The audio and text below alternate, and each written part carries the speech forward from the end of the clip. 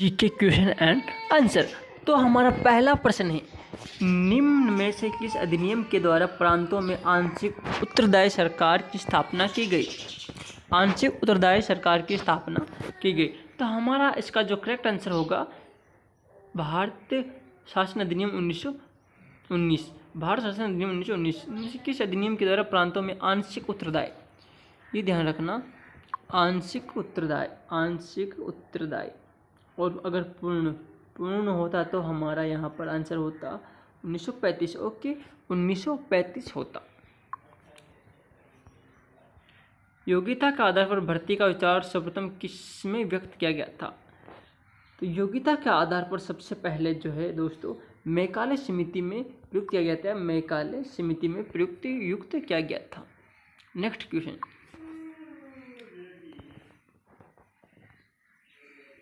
भारत में ब्रिटिश शासनकाल की अवधि में बनाई गई निम्न अधिनियम में से किसे निरपेक्ष अधिनियम डिलोटेशन रूल के नाम से जाना जाता है? तो हमारा जो करेक्ट आंसर है भारत शासन अधिनियम 1919 को। भारत शासन 1919 को। भारत शासन अधिनियम 1935 द्वारा स्थापित संघ में अवशिष्ट शक्तियाँ किसमें निहित थी? तो दोस्तों इसमें जो है गवर्नर जनरल में निहित थी। गवर्नर जनरल में निहित थी। भारत शासन अधिनियम 1919 मुख्यतः किस पर आधारित था? भारत शासन अधिनियम 1919 जो मुख्यतः मोंटेग्यू चेम्स्फोर्ड पर जो है आधारित था। मोंटेग्यू चेम्स्फोर्ड पर आधारित था और मोंटेग्यू सुधार अधिनियम था 1935 का। 1935 का। ओके, 1935 का था। निम्न में से किस अधिनियम द्वारा अंग्रेजों ने भारत में पहली बार सांप्रदायिक निर्वाचन व्यवस्था की शुरुआत की?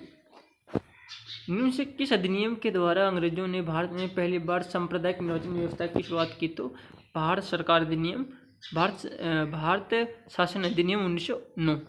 मोल मिंटो सुधार अधिनियम के द्वारा। मोल मिंटो सुधार अधिनियम के द्वारा।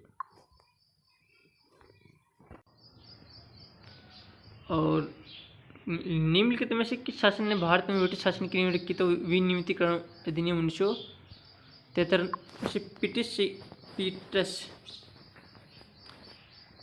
पीटस इंडिया एक्ट के नाम से जाना जाता है। निम्नलिखित में से कौन भारत के प्रथम कानून मंत्री थे? तो डॉक्टर भीमराव अंबेडकर भारत के प्रथम कानून मंत्री थे।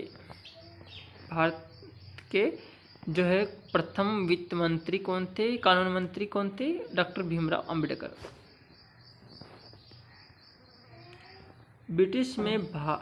भारत में ब्रिटिश शासन के संबंध में भारतीय कानून आयोग का लोकप्रिय नाम था साइमन कमीशन। कब था ये? 1942।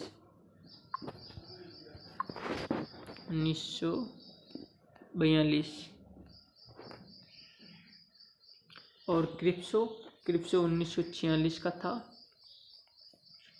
क्रिप्सो अधिनियम 1946।